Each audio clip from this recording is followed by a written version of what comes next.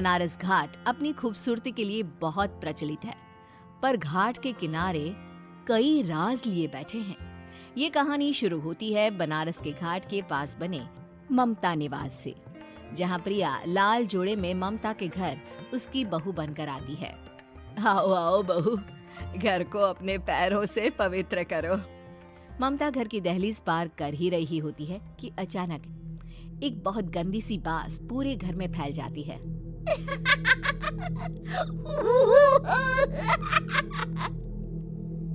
ये बदबू और ये आवाजें, ये कौन हंस रहा है माँ? अब ये पड़ोसी ना हमारे थोड़े अलग से है। कहाँ हम शाकाहारी और ये मांस मच्छी खाने वाले। छोड़, तू ध्यान मत दे और गृह प्रवेश कर। और हाँ बहू, अपनी सास की एक बात हमेशा याद रखना, इन पड़ोसियों से तो कभी बात नहीं करेगी। अच्छे लोग नहीं है ये। अपनी सास की ये बात मानेगी ना बेटा? हाँ माँ, जो आपकी मर्जी, मैं उनसे बात नहीं करूंगी। अगले दिन प्रिया अपनी पहली रसोई बनाने रसोई घर में जाती है।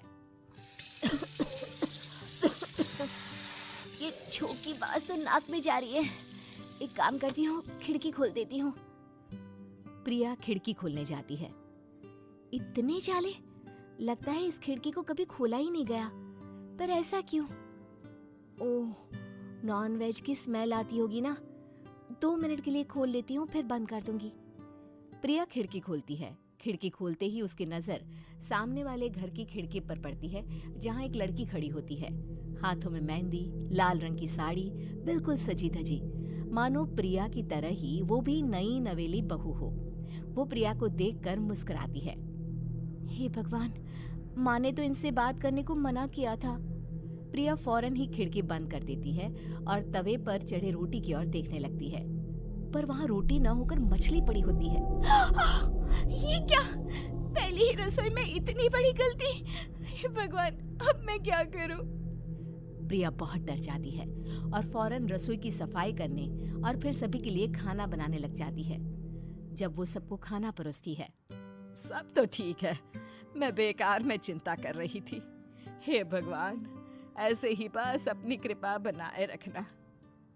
रात के वक्त जब सब सो रहे होते हैं, तब प्रिया को पायल की आवाज सुनाई देती है, जिससे उसकी आंख खुल जाती है। ये पायल की आवाज कहाँ से आ रही है? प्रिया उठकर उस आवाज के पीछे छत की सीढ़ियों तक जाती है। तभी उसे बच्चे के रोने की आवाज आती है। प्रिया छत पर जाती है तो क्या देखती है? वही लाल साड़ी वाली लड़की अपनी गोद में एक नवजात बच्चे को घुमा घुमा कर सुला रही है। तभी प्रिया की नजर उसके पेट पर पड़ती है। ओह गॉड, ये तो प्रेग्नेंट भी है। सुनिए, बच्चा सो नहीं रहा है क्या? मैं कुछ मदद करूं? नहीं नहीं, आपके घर वालों को अच्छा नहीं लगेगा, मैं संभाल लूंगी। स्नेहा की गोद से बच्चा हाथ मारकर प्रिया की गोद में आने को छटपटाने लगता है।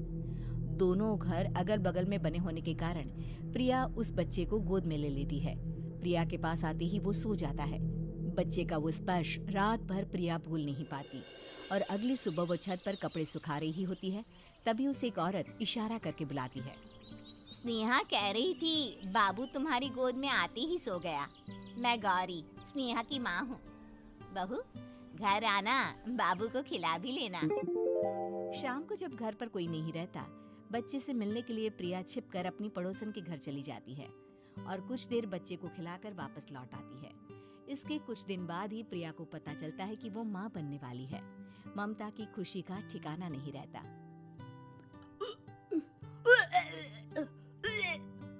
माँ जी, पता नहीं क्यों उल्टी आ रही है।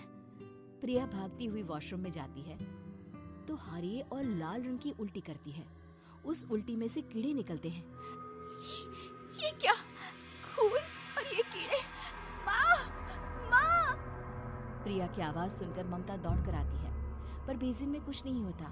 प्रिया हक्की बक्की रह जाती है। ये सब क्या हो रहा है? प्रिया घबरा जाती है और अपने कमरे में जाकर सो जाती है। डर के कारण वो इतनी थक जाती है कि उसकी आंख लग जाती है।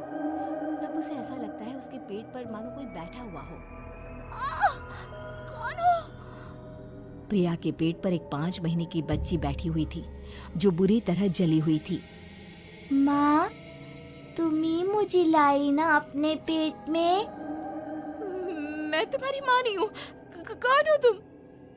माँ, देखो मैं जल गई बुरी तरह से। 6 महीने पेट में रहने को भी मुझे नहीं मिला। सहला दो ना माँ। बचाओ, बचाओ, माँ। ममता दौड़कर कमरे में आती है। प्रिया की बातें सुनकर वो सब समझ जाती है। तू कहीं बगल वाले घर में तो नहीं जाकर आई ना बहू? मुझे माफ कर दो, मैं गई थी माँ। उस घर में सब मरे हुए हैं बहू। कई साल पहले स्नेहा उस घर में बहू बनकर आई थी। कुछ ही दिन में वो एक बच्चे को जन्म देने वाली थी। पूरा घर बच्चे के आने की खुशी में खोया था कि एक दिन अचानक उस घर में आग लग गई। सब बुरी तरह जलकर मर गए। गौरी आज भी दादी बनने का इंतजार कर रही है और इसीलिए स्नेहा ने अपना अजन्मा बच्चा तुम्हारी कोख में डाल दिया। ममता ये कह रही होती है कि पीछे से उसके पैरों को एक बच्चा पकड़ लेता है। दादी, दादी। माँ, स्नेहा की गोद में यही बच्चा था। ये बच्चा कौन है फिर? तेरी मौत है। तेरी भी दादी। जिस चीज का ममता को डर था वही हो गया।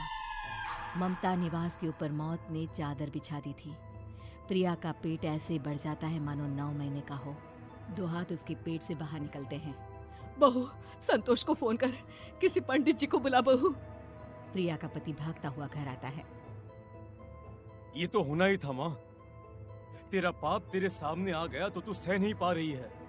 स्नेहा घर में आग लगी नहीं थी, माँ ने लगाई थी प्रॉपर्टी की लालच में।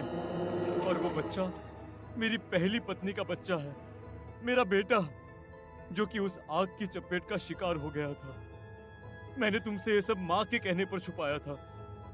मुझे माफ कर दो प्रिया। तुम अगर चाहो तो यहाँ से जा सकती हो। मैं तुम्हें किसी भी बंधन में रखना नहीं चाहता। मेरी शादी हुई है आपसे, मैं आपको छोड़ नहीं सकती। पर उससे पहले हमें स्नेहा, उसकी माँ और बच्चे की आत्मा की शांति करवानी होगी। संतोष और ममता गौरी के घर जाते हैं।